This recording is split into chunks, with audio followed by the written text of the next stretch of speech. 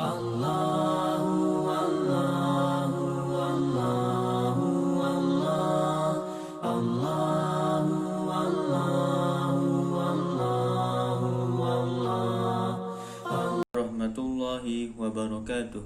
Di peringkat awal sebelum penciptaan manusia bermula, Allah Subhanahu wa taala telah berfirman kepada malaikat bahawa akan menjadikan seorang khalifah di bumi ini. Sebagaimana firman-Nya yang bermaksud, ingatlah ketika Tuhanmu berfirman kepada malaikat, sesungguhnya aku hendak menjadikan seorang khalifah di muka bumi ini. Surah Al-Baqarah ayat ke-30. Merujuk kepada ayat di atas, falsafah kejadian manusia iaitu sebagai khalifah merupakan satu penganugerahan sebagai ciptaan terbaik di antara ciptaannya. Sebagai khalifah, manusia juga mempunyai tanggungjawab yang tinggi untuk mentadbir alam ini.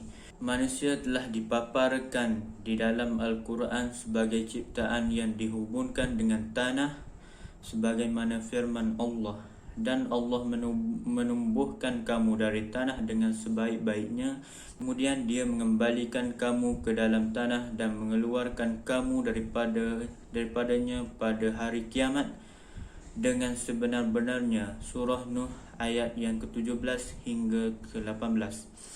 Dari bumi tanah itulah kami menjadikan kamu, dan kepadanya kami akan mengembalikan kamu, dan daripadanya kami akan mengeluarkan kamu pada kali yang lain. Surah Taha ayat yang ke-55.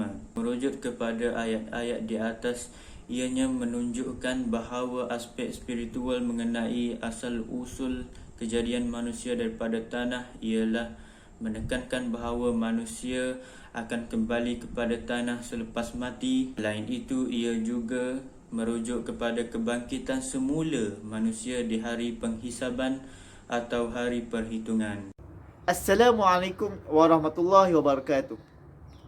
Proses kejadian manusia telah disebut secara terperinci oleh Allah Subhanahu wa taala di dalam Al-Quran, antaranya surah Fatir ayat 11, surah Al-Mu'minun ayat 12, 13, 14 dan surah-surah yang lain.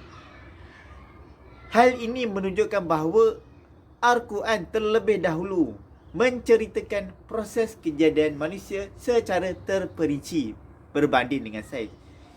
Ini kerana Al-Quran telah wujud 1400 tahun yang dahulu sebelum para saintis barat menjumpai proses kejadian manusia di dalam rahim. Sebagaimana yang kita tahu, awalnya daripada sperma bergabung jadi zigot, embrio dan sebagainya. Kesimpulannya, proses kejadian manusia telah disebut di dalam Al-Quran secara terperinci 1400 tahun dahulu, kemudian dibenarkan atau dibuktikan oleh penemuan-penemuan sains oleh para saintis-saintis sedunia. Assalamualaikum warahmatullahi wabarakatuh. Alhamdulillah, hari ini saya akan menerangkan 5 alam yang akan ditubuhi oleh setiap manusia. Yang pertama, alam roh. Di sini seluruh roh akan bersumpah tak setia kepada Allah Subhanahu wa taala, yakni melakukan segala suruhannya dan meninggalkan segala larangannya. Alam rahim. Di sini tempat berlakunya pergabungan antara roh dan jasad, yang mana roh yang telah dimasukkan adalah roh yang telah ditetapkan oleh Allah Subhanahu wa taala akan ajal, maut, rezeki, amal dan sebagainya.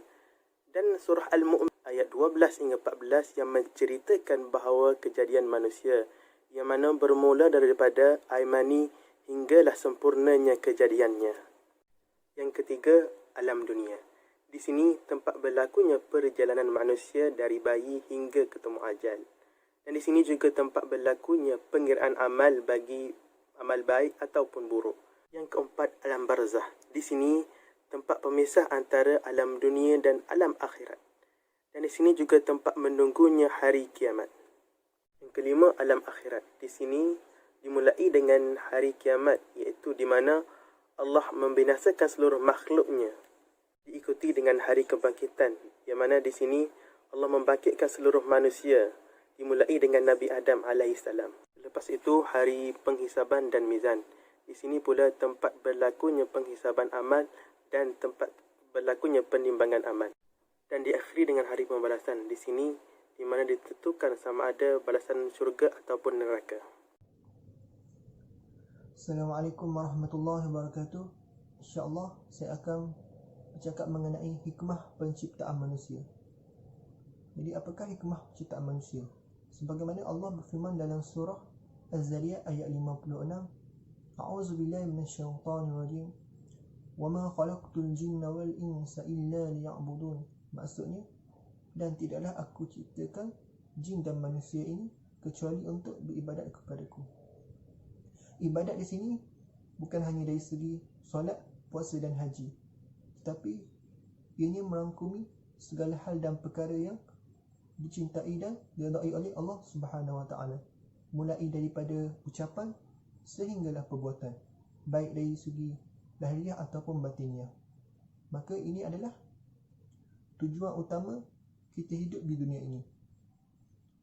Oleh itu, kita perlu jadikan ianya sebagai pelengkap ibadat kita kepada Allah Subhanahu Wa Taala. Sebab apa? Sebab perkara inilah yang akan menjadi penentu hidup kita yang kekal di akhirat kelak, insya-Allah. Kesimpulannya, penciptaan manusia merupakan sebuah takdir yang telah digariskan oleh Allah Subhanahu Wa Taala sebelum terjadinya alam semesta dan telah termaktub dalam kitab-kitab terdahulu. Firman Allah yang bermaksud, dan sesungguhnya kami telah menciptakan manusia daripada pati yang berasal daripada tanah. Di dalam Al-Quran juga dijelaskan bahawa manusia pertama iaitu Nabi Adam alaihissalam dan keturunannya, manusia pada umumnya diciptakan melalui tahap dan fasar yang berkesinambungan. Nabi Adam sebagai manusia pertama di muka bumi tercipta daripada tin iaitu tanah, manakala manusia tercipta daripada nutfah iaitu air mani. Hakikat kejadian manusia daripada tanah ini juga boleh memberi kesedaran dan keinsafan kepada mereka yang ingkar dan kufur kepada Allah Subhanahu Wa Taala. Jelas di sini bahawa manusia adalah sebaik-baik ciptaan kerana dikurniakan akal fikiran. Kita seharusnya bersyukur dengan segala kurniaan daripada Allah Subhanahu Wa Taala. Sesungguhnya setiap kejadian ada kepentingannya. Contohnya, kita sebagai manusia dipertanggungjawabkan untuk mentadbir alam ini dengan sebaik-baiknya. Dengan adanya akal fikiran, manusia boleh melakukan sesuatu dengan rasional berbanding makhluk lain. Manusia tidak diciptakan sia-sia, bahkan mereka dituntut mengabdikan diri kepada Allah Subhanahu Wa Taala dan tidak menyekutukannya. Sebagaimana firman Allah Subhanahu Wa Taala yang bermaksud, dan tidaklah aku menciptakan jin dan juga manusia melainkan untuk beribadat kepadaku. Sekian, terima kasih.